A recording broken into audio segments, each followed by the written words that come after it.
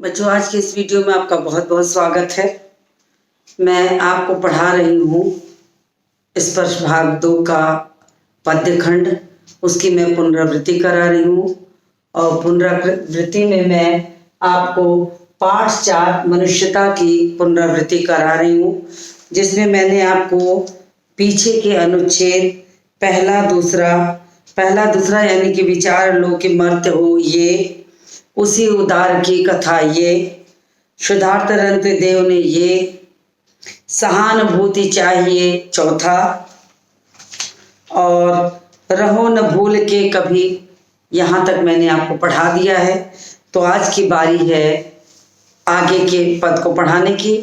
तो मैं आपको अब प्रारंभ करती हूँ। इसका जो अगला अनुच्छेद है उसे आप तैयार हो जाइए। पहले मैं पढ़ती हूँ, फिर आपको समझाती हूँ।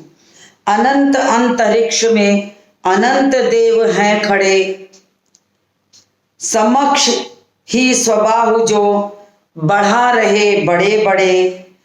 परस्परावलंब से उठो तथा बढ़ो सभी, अभी अमर्त्य अंक में अपंक हो चढ़ो सभी। रहो न यूं कि एक से न काम और का सरे, वही मनुष्य है कि जो मनुष्य के लिए मरे। तो बच्चों, मैंने आपको मनुष्यता के भाव को पढ़ाया कि कभी इसमें मनुष्यता का भाव किसको कहते हैं। यानी अगर हम मनुष्य हैं तो हमारे भीतर मनुष्यता का गुण होना चाहिए, मनुष्यता का गुण होना चाहिए। और अगर नहीं है तो हमारे और पशु में कोई अंतर नहीं है। उन्होंने अपनी बात को स्पष्ट करने के लिए आगे कहा है कि अनंत अंतरिक्ष में अनंत देव हैं खड़े। कवि कहता है कि अनंत आकाश में, अनंत यानी जिसका अंत नहीं है, अंतरिक्ष यानी आकाश, अनंत देव, अनंत मतलब अब बहुत ज्यादा सारे देवताओं का वास है। तो कवि ने यहाँ कहा अनंत अंतरिक्ष में अनंत देव हैं खड़े। तमाम देवता वहां खड़े हैं और खड़े होके क्या कर रहे हैं ये देखिए।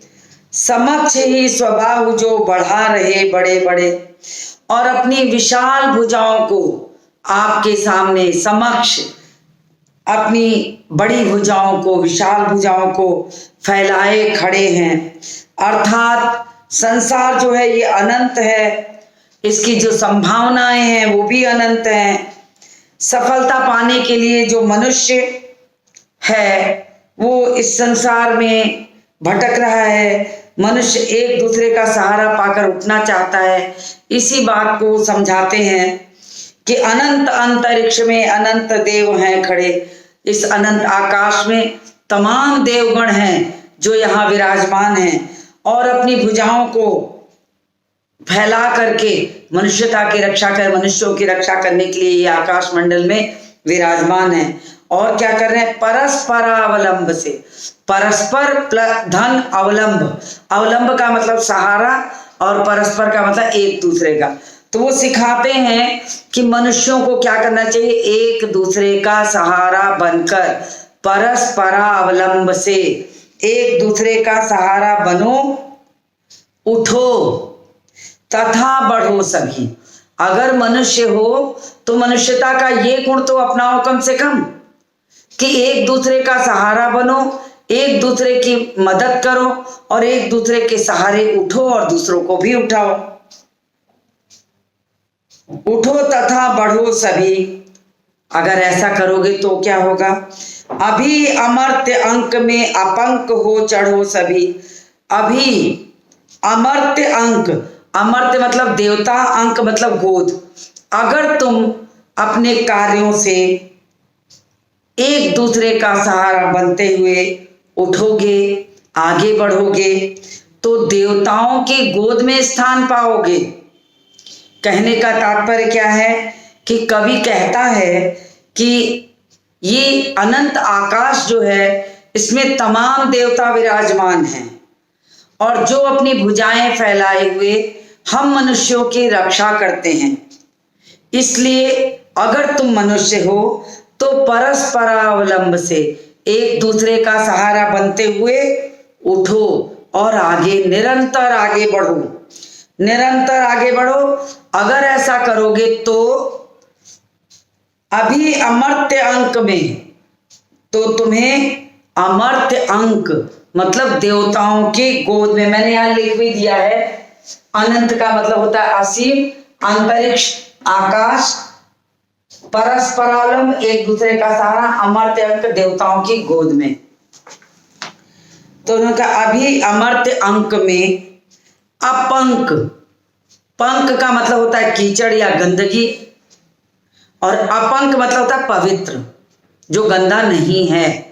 तो कहा कि अगर तो अपंक हो चढ़ो सभी, यानी तुम अपने कार्यों के द्वारा इतने पवित्र हो जाओ, इतने स्वच्छ हो जाओ कि तुम्हें देवताओं की गोद में स्थान मिले, तुम्हें देवताओं की गोद में स्थान मिले। कवि ये कहना चाहते हैं, अपंक हो चढ़ो सभी, रहो न यूं कि एक से न काम और का सरे। अब उन्होंने कहा कि अगर तुम्हारा जीवन मनुष्यों का है तो इस तरह से रहो कि एक दूसरे का काम बने, एक दूसरे के सहारे एक दूसरे का काम बने। ऐसा काम कोई मत करो कि एक की वजह से दूसरे का काम बिगड़ जाए। रहो न यूं कि एक से न काम और का सरे, सरे का मतलब बिगड़ना। तो ऐसा कोई काम मत करो कि एक दूसरे का काम बिगड़े, बल्कि ऐसा काम करो कि एक दूसरे का सहारा बनके निरंतर आगे बढ़ते रहो और स्वच्छ और पवित्र हो जाओ, ताकि तुम्हें देवताओं की गोद में स्थान मिले, अर्थात देवता भी तुम्हारी पूजा करें। तो कवि यहाँ पे यही समझाना चाहते हैं, वही मनुष्य है कि जो मनुष्य के लिए मरे। वास्तव में वही मनुष्य कहलाने योग्य है जो अपना जीवन मनुष्यों के लिए न्यौछावर करता है। तो उन्होंने यहाँ पर यही कहा है कि वही मनुष्य है कि जो मनुष्य के लिए मरे। तो कवि ने ये बताया है कि इस आकाश मंडल में तमाम देवता वास करते हैं और ये देवता तुम्हारी रक्षा हेतु हैं, अपनी भुजाओं को बढ़ाकर तुम्हारा संरक्षण करेंगे, तुम्हारी रक्षा करेंगे। इसलिए तुम मनुष्य हो, और अगर तुम मनुष्य हो तो परस्परावलंब से एक दूसरे का सहारा बनते हुए उठो, आगे बढ़ो, अपने कार्यों को सफल बनाओ और दूसरों को भी मदद करो।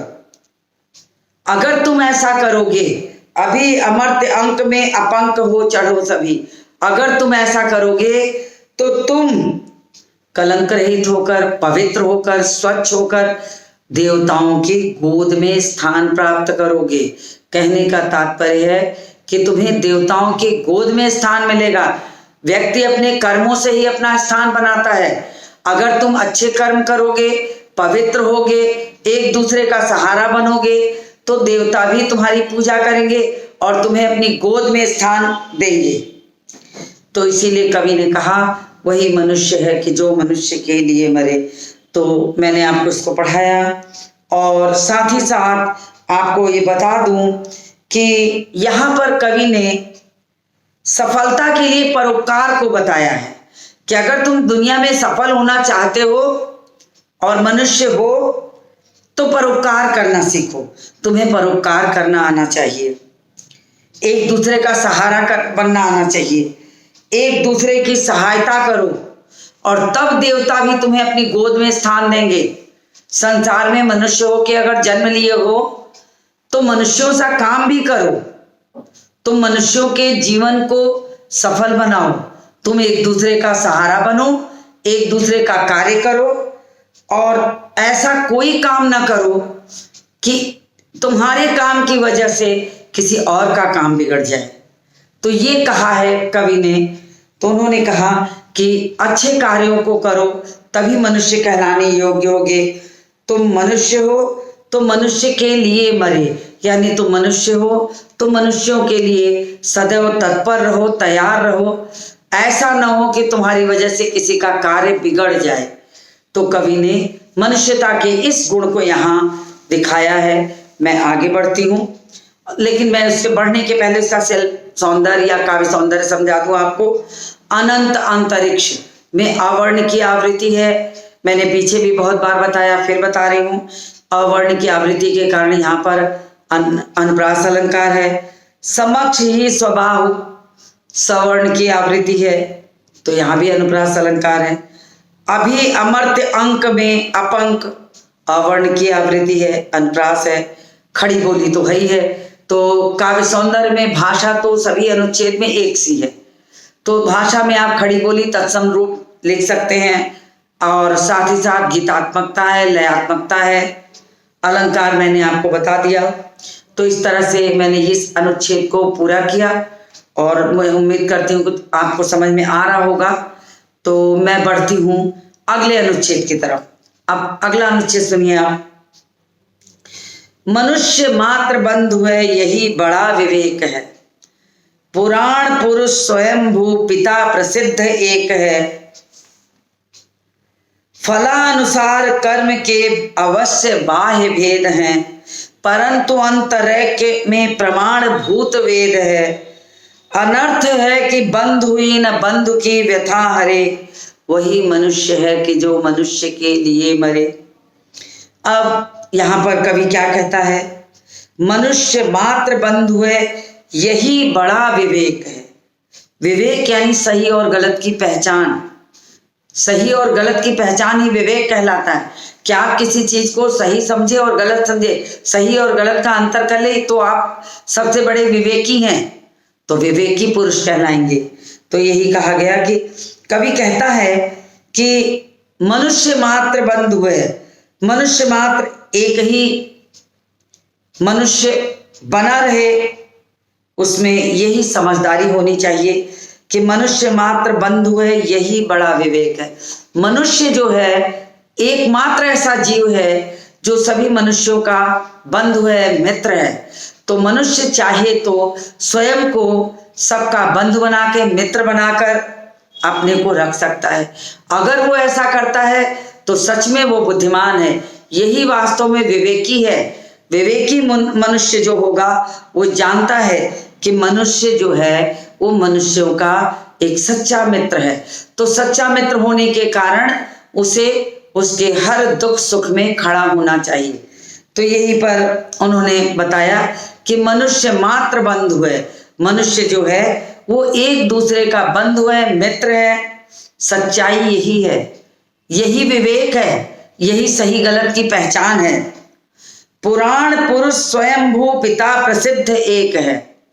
और पुराणों में ये बात सिद्ध हो चुकी है कि संसार के सभी प्राणियों के पिता ईश्वर, हम सब एक ही पिता की संतान हैं, यानी एक ही ईश्वर की संतान हैं हम सब। पुराण पुरुष स्वयंभू पिता प्रसिद्ध एक है। हम सब के पिता, हम सब के जन्मदाता ईश्वर है। तो ये सच है, ये बात पुराणों में पता है सबको कि हम मनुष्य एक ही ईश्वर की संतान हैं। लेकिन फलानुसार कर्म के अवश्य बाह्य भेद हैं। हम सब कहते हैं ना आपस में कि हम सब भाई भाई हैं, यानी हम सारे मनुष्य के जन्मदाता ईश्वर हैं। तो हम एक पिता के संतान हुए, लेकिन जब हम इस धरती पर आते हैं तो अलग अलग रूप हो जाता है। तो इन्होंने इस अलग अलग रूप का कारण बताया है। फलानुसार कर्म के अवश्य बाह्य भेद हैं। हम जैसा कर्म करते हैं वैसा ही हमारा बाहरी भेद तैयार होता है। हम अपने कर्मों के अनुसार अपना नया रूप बना लेते हैं, यानी हम जैसा कर्म करते हैं उन्हीं कर्मों से हमारा एक नामकरण होता है, हमारी एक पहचान होती है। तो कर्म के अनुसार हमें जातियां मिलती हैं, कर्म के अनुसार हमारी पहचान होती है, कर्म के अनुसार ही हम अलग अलग रूपों में बांटे गए हैं। तो हम जैसा कर्म करते थे वैसा ही रूप हमारा अलग अलग हुआ। तो ये पुराणों में प्रसिद्ध है। उस समय जब यहाँ हम ब्राह्मण, क्षत्रिय, वैश्य और शूद्र के रूप में विभाजित किए गए। उस समय भी था फलानुसार कर्म के, जो जैसा कर्म करता था, जो वेद पाठी था वो ब्राह्मणों में चला गया, जो रक्षा का कार्य करता था वो क्षत्रिय में चला गया, जो लेन देन और व्यापार करता था वो वैश्य में चला गया, जो साफ सफाई इत्यादि का कार्य करता था वो शूद्र में चला गया। तो कर्म के अनुसार ही तो बाह्य भेद हमारे बनाए गए। तो कवि ने यहाँ यही कहा है, फला अनुसार कर्म के अवश्य बाह्य भेद हैं। हमारे अपने कर्मों के अनुसार ही हमारा बाहरी स्वरूप जो है अलग अलग है, अलग अलग रूप में है। परंतु अंतरैक्य में प्रमाणभूत वेद है। लेकिन हम ये देखें तो हमारा अंतःकरण एक समान है, परंतु अंतरैक्य में प्रमाणभूत एक है।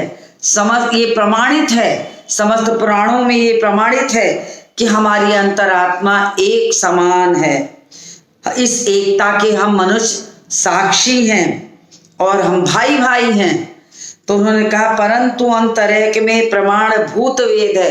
वेदों में ये बात प्रमाणित है कि अंतर आत्मा से हम सब एक समान हैं। अंतरैक्य, अंतरैक्य में यहां पर ये देखिए मैंने लिखा है, अंतरैक्य मतलब आत्मा की एकता, यानी अंतर आत्मा से अगर हम एकता की बात करें तो हम सब एक समान हैं। तो अंतर आत्मा हमारी एक समान है। मृत्यु के पश्चात हमारी सबकी आत्मा निकलकर कहाँ चली जाती, किसी एक ईश्वर में, किसी एक ब्रह्म में विलीन हो जाती है, कोई नहीं जानता। तो यानी कि हम सारे लोग एक ही ईश्वर की संतान हैं। तो इन्होंने कहा कि हम बाह्य कर्मों के अनुसार अलग अलग हैं। जैसा हम कर्म करते थे उसी के अनुसार हमारा नामकरण हुआ। तो बाह्य कर्म हमारे जो हैं वो अलग अलग हैं। और लेकिन ये प्रमाण है वेदों में कि अंतर आत्मा हम सभी मनुष्यों की एक समान है। हमारी आत्मा एकता का प्रतीक है। और अगर हमारी आत्मा एकता का प्रतीक है तो अनर्थ है कि बंधु ही न बंधु की व्यथा हरे। तब तो ये सबसे बड़ा अनर्थ है। हमारा जीवन बिल्कुल बेकार है कि बंधु ही न बंधु की व्यथा हरे। अगर हम अपने भाई बंधुओं के दुख को दूर नहीं कर पाते तो हमारा जीवन तो बेकार है, व्यर्थ हम पैदा हुए हैं। तो यहाँ पर कवि ने यही कहा है, अगर हम एक ईश्वर की संतान हैं, प्रमाणों में वेदों में ये बात प्रमाणित हो गई है कि हमारी अंतरात्मा एक समान है, हमारा बाह्य कर्मों के अनुसार अलग अलग रूप है और हम सब एक समान भाई हैं, तो हमें एक दूसरे का दुख भी दूर करना चाहिए। अनर्थ है कि बंधु ही न बंधु की व्यथा हरे। तब तो सबसे बड़ा अनर्थ है कि अगर मनुष्य ही मनुष्य के कष्टों को ना दूर करे तो ये मनुष्यता का प्रमाण नहीं है, ये मनुष्यता का भाव नहीं है। मनुष्यता का भाव है कि अगर हम किसी को कष्ट में देखें तो उसके कष्ट को दूर करने के लिए निरंतर तत्पर रहें। हमारे अंदर दूसरों को सहयोग करने की भावना हो, परोपकार हो। तो यही बात यहाँ पर कवि बताना चाहते हैं। और फिर उन्होंने वही कहा कि वही मनुष्य है कि जो मनुष्य के लिए मरे। सच में वही मनुष्य कहलाने योग्य है जो मनुष्यों के लिए अपने प्राणों को न्यौछावर कर दे। तो यहाँ पर कवि ने कितनी अच्छी बात समझाई है, कितना सुंदर वर्णन किया है कि सारे मनुष्य एक समान हैं, सारे मनुष्य एक समान हैं। बंधुत्व का भाव होना चाहिए इनमें। अगर हम एक पिता की संतान हैं तो हम भाई भाई हैं। बाहरी कर्मों से कोई बड़ा, कोई छोटा, कोई अमीर, कोई गरीब, कोई इस जाति का, कोई उस जाति का, अलग अलग जातियों का हो गए, लेकिन अंतरात्मा हम सबकी एक है। तो इन्होंने यही कहा कि बंधुत्व का भाव व्यक्त किया है यहाँ इस पद में। इन्होंने इस अनुच्छेद में आत्मा की एकता के ज्ञान के महत्व को उन्होंने बताया कि हम सबकी आत्मा जो है एक समान है, हम सब बिल्कुल एक समान हैं। विडंबना तो ये होगी कि हम मनुष्य होकर मनुष्य का दुख ना हर सके। अनर्थ तो तब होगा जब हम मनुष्य होकर मनुष्य का कष्ट ना दूर कर सके, तो ये विडंबना ही कहलाएगी। तो इन्होंने कहा कि वही मनुष्य है वास्तव में मनुष्य तो वही है जो मनुष्यों का कष्ट दूर करे, उसे दुख में रहकर उसकी एक पुकार पर दौड़ा चला जाए, ये है मनुष्य। तो इन्होंने यहाँ पर मनुष्यता के गुण का वर्णन किया है। और भाषा और बोली वही है, खड़ी बोली तत्सम रूप और सहज पद है, जिसमें गीतात्मकता, लयात्मकता, पुराण पुरुष पवर्ण की आवृत्ति, मनुष्य मात्र मवर्ण की आवृत्ति, सभी में अनुप्रास अलंकार है। तो इस तरीके से यहाँ पर कवि ने बहुत सुंदर ढंग से मनुष्यता के भाव का वर्णन किया है। तो मैं उम्मीद करती हूँ आपको ये अनुच्छेद समझ में आ गया होगा, पैराग्राफ। तो मैं अगले पैराग्राफ जो इस पाठ का जो आखिरी अनुच्छेद है वो है, तो मैं आपको पढ़ाती हूँ, आप ध्यानपूर्वक सुनेंगे। चलो अभीष्ट मार्ग में सहर्ष खेलते हुए, विपत्ति विघ्न जो पड़े उन्हें ढकेलते हुए, घटे न हेल मेल हाँ बढ़े न भिन्नता कभी, अतर्क एक पंथ के सतर्क पंथ हो सभी, तभी समर्थ भाव है कि तारता हुआ तरे, वही मनुष्य है कि जो मनुष्य के लिए मरे। तो इस अनुच्छेद में कवि कहते हैं कि चलो अभीष्ट मार्ग में सहर्ष खेलते हुए। अभीष्ट मार्ग यानी इच्छित लक्ष्य, जो आपका लक्ष्य हो, जिस लक्ष्य को आप प्राप्त करना चाहते हो, तो आपका जो इच्छित मार्ग हो उस रास्ते पर बड़ी खुशी खुशी आप चलो। चलो अभीष्ट मार्ग पर, आपने अपने जीवन का जो लक्ष्य बनाया है, जो अभीष्ट लक्ष्य बनाया है, जो मार्ग तय किया है, उस मार्ग पर प्रसन्नता पूर्वक सहर्ष खुशी खुशी चलते चलो। और अगर ऐसा करने में तुम्हारे रास्ते में परेशानियां आए, विपत्ति विघ्न जो पड़े उन्हें ढकेलते हुए, अगर हम किसी लक्ष्य को प्राप्त करना चाहते हैं तो ये सच है कि उस लक्ष्य को प्राप्त करने के लिए रास्ते में बहुत सारी बाधाएं आती हैं। लक्ष्य किसी व्यक्ति को आसानी से नहीं मिल जाता। लक्ष्य प्राप्त करने के लिए हमें अपने रास्ते की बाधाओं को भी दूर करना होगा। तो हम तो मनुष्य हैं, अगर हम अपने लक्ष्य को प्राप्त करना चाहते हैं तो हमें उस मार्ग पर चलते हुए जो कठिनाइयां हमारे मार्ग में आती हैं उसको दूर करने का भी बीड़ा उठा के चलना चाहिए। यानी हमें ये सोच के चलना चाहिए कि अगर हम अपने लक्ष्य को प्राप्त करने निकले हैं तो रास्ते में कठिनाइयां तो आएंगी ही, और कठिनाइयों को दूर करने के लिए हमें तत्पर होना चाहिए, हमें घबराना नहीं चाहिए। तो वही बात वो आगे कहते हैं, विपत्ति विघ्न जो पड़े उन्हें ढकेलते हुए। अगर रास्ते में विपत्तियां आती हैं, परेशानियां आती हैं, बाधाएं आती हैं, तो आप उन बाधाओं को ठोकर मारते हुए, उन बाधाओं को दूर करते हुए, लेकिन अपने लक्ष्य को भूलते नहीं हैं, अपने लक्ष्य को एकमात्र अपने आंखों के सामने रखकर और रास्ते के मार्ग की विपत्ति और विघ्न को, परेशानियों और बाधाओं को जो भी आए ढकेलते हुए, यानी दूर करते हुए, हटाते हुए निरंतर आगे बढ़ते चलो। ऐसा करते हुए घटे न हेल मेल हाँ बढ़े न भिन्नता कभी। ऐसा करने में जब व्यक्ति लक्ष्य को प्राप्त करता है तो बहुत बार ऐसा भी होता है कि आपको विभिन्न बाधाएं रास्ते में आती हों, विभिन्न परेशानियां आती हों, लेकिन ऐसा करते हुए आपको किसी के साथ लड़ाई झगड़ा किसी तरह का नहीं, घटे न हेल मेल, यानी आपस में मित्रता का भाव कम नहीं होना चाहिए। घटे न हेल मेल यानी इस लक्ष्य को प्राप्त करने में ये ना करिए कि अपने साथ के लोगों को भूल जाइए, अपनी मित्रता के भाव को भूल जाइए। तो आपको हेल मेल और मित्रता को भी बनाए रखना होगा। अपने लक्ष्य को भी प्राप्त करिए, हेल मेल और मित्रता के भाव को भी, बंधुत्व के भाव को भी आपको सुरक्षित रखना है, बचा के रखना है, क्योंकि आप मनुष्य हैं, आपके अंदर मनुष्यता का गुण है, तो आपको घटे न हेल में ऐसे लक्ष्य को प्राप्त करते हुए आपको आपसी मित्रता को बनाए रखना है, आपसी मित्रता को बचा के रखना है। बढ़े न भिन्नता कभी, लक्ष्य को प्राप्त करने में, अपने लक्ष्य को प्राप्त करने में आपस में विभिन्नता नहीं आनी चाहिए, मतभेद नहीं होना चाहिए।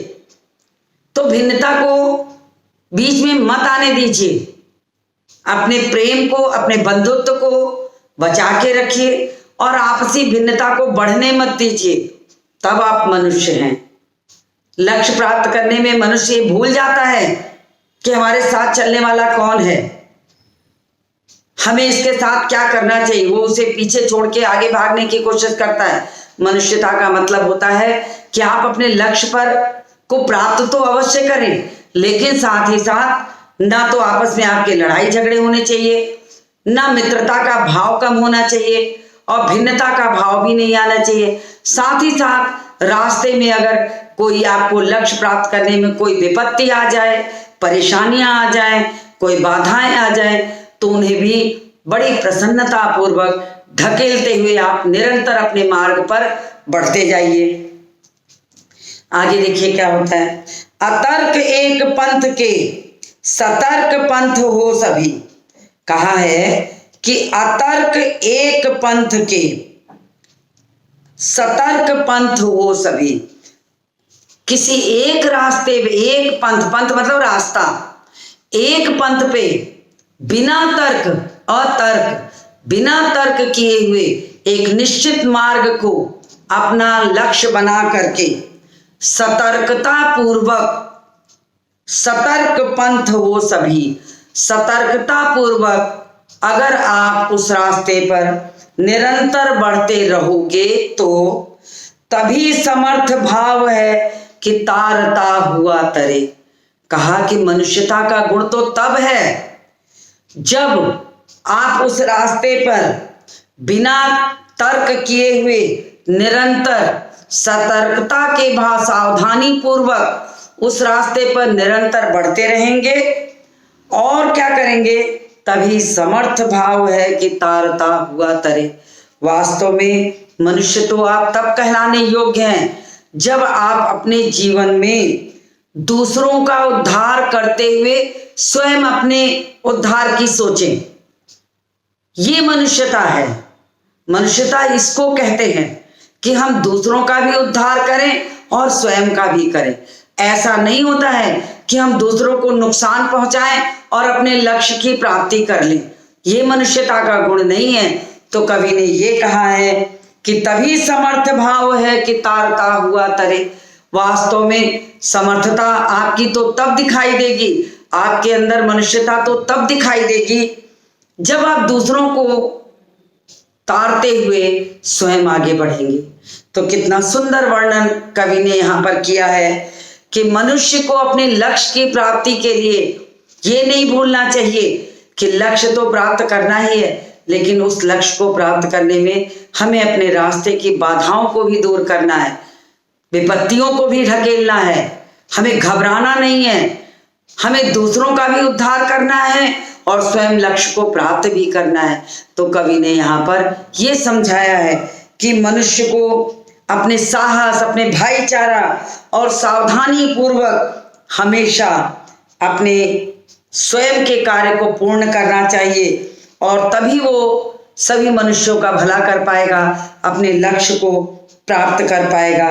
तो कवि ने यहाँ पर मनुष्य के साहस और भाईचारे का वर्णन किया है कि तभी समर्थ है कि तारता हुआ, तभी समर्थ भाव है कि तारता हुआ तरे। वास्तव में समर्थता तो व्यक्ति की तब दिखाई देगी जब हम दूसरों को का उद्धार करते हुए स्वयं का उद्धार करें, और तभी कहा जाएगा कि वही मनुष्य है कि जो मनुष्य के लिए मरे। वास्तव में मनुष्य तो तभी हम कहलाएंगे कि जब हम मनुष्यता का भाव अपने भीतर रखते हो, जब हम मनुष्य के समान कार्य करते हो और हमारे अंदर साहस हो, हमारे अंदर वीरता हो, हम अपने लक्ष्य को प्राप्त करने में समर्थ हो, लेकिन हम दूसरों को नुकसान न पहुंचाते हो, सतर्कता पूर्वक बिना किसी से तर्क किए अपने लक्ष्य पर निरंतर आगे बढ़ते हुए अगर हम चलते जाएंगे तो हम अपने अभीष्ट को भी प्राप्त कर लेंगे। तो कवि ने यहाँ पर ये सारी चीजें समझाई हैं। तो बड़े सहज रूप में, सरल शब्दों में, तत्सम शब्दों में यहाँ पर कविता का जो भाव व्यक्त किया गया है, मनुष्यता का जो भाव व्यक्त किया गया है कवि द्वारा, वो बहुत प्रभावी है। खड़ी बोली का प्रयोग करके, तत्सम शब्दों का प्रयोग करके, तमाम अनुप्रास अलंकारों का प्रयोग करें, विपत्ति विघ्न, इस तरीके से उन्होंने तारता हुआ तरे, तो इस तरीके से उन्होंने अनुप्रास अलंकार का भी प्रयोग किया है। भाषा आपकी खड़ी बोली है, तत्सम शब्दों का पुट दिया है, एक सुंदर लक्ष्य प्राप्त करने का साधन बताया है कि लक्ष्य प्राप्त करने के लिए मनुष्य को क्या क्या करना चाहिए। अपनी हिम्मत, अपनी ताकत को बनाए रखना चाहिए, आपसी मेल जोल बढ़ाए रखना चाहिए, प्रेम कभी कम ना हो, दूरियां कभी बढ़े ना, और सावधानी पूर्वक चलते हुए अपने रास्ते पर अपने को भी पार लगाए और दूसरों को भी पार लगाए, तब हम मनुष्य कहलाने योग्य हैं। तभी वही मनुष्य है कि जो मनुष्य के लिए मरे। तो कवि ने यहाँ पर मनुष्यता के भाव को इस तरह समझाया है। और वास्तव में कवि ने मनुष्य के गुण का वर्णन बहुत सुंदर ढंग से व्यक्त किया है और मैंने आपको यहाँ पर समझा दिया सारे अनुच्छेद को, कठिन शब्दों को भी। कुछ कठिन शब्द तो अंत वाले जो थे मैंने यहाँ बोर्ड पर भी लिखे ताकि आपको कोई कठिनाई हो तो आप आसानी से समझ सकें। इसके बाद अगर इसके बाद भी, क्योंकि ये रिवीजन कराया जा रहा है, ये पुनरावृत्ति सत्र चल रहा है, पाठों की पुनरावृत्ति हो रही है। एक बार इसके पूर्व भी पाठों को पढ़ाया जा चुका है, उसके बाद ये रिवीजन कराया जा रहा है ताकि आपको पढ़ाए गए पाठ और अच्छी तरह से आ जाएं। अब अगर इसके बाद भी, रिवीजन के बाद भी आपको किसी शब्द में, किसी अनुच्छेद में, पैराग्राफ में या किसी पंक्ति में कोई डाउट हो तो आपका प्रतिदिन डाउट क्लियरिंग सेशन, ऑनलाइन कक्षाएं जो चलती हैं, आप उसमें पूछिए। तो आप, लेकिन साथ ही आप वीडियो को पूरा देखिए। अगर आप देखेंगे तभी आपको चीजें समझ में आएंगी, और बार बार देखेंगे तो आपको किसी की आवश्यकता ही नहीं होगी, आप स्वयं समझ लेंगे और कठिनाइयां दूर होती जाएंगी, तो सफलता आपके करीब हो जाएगी। तो मैंने आपको यहाँ पर ये पाठ 4 मनुष्यता पढ़ा दिया। प्रश्नोत्तरों को मैंने इसके पूर्व वाले वीडियो में करा दिया है। तो अगर इसके बाद आपको प्रश्नोत्तरों में भी कोई कठिनाई हो तो आप उसको ऑनलाइन कक्षाओं में पूछ लीजिए ताकि आपका कोई संशय ना हो। तो ये पाठ यहीं खत्म होता है और इसी के साथ ये पाठ मैं यहाँ पूर्ण कर रही हूँ और मिलती हूँ एक नए पाठ के साथ एक नए वीडियो में।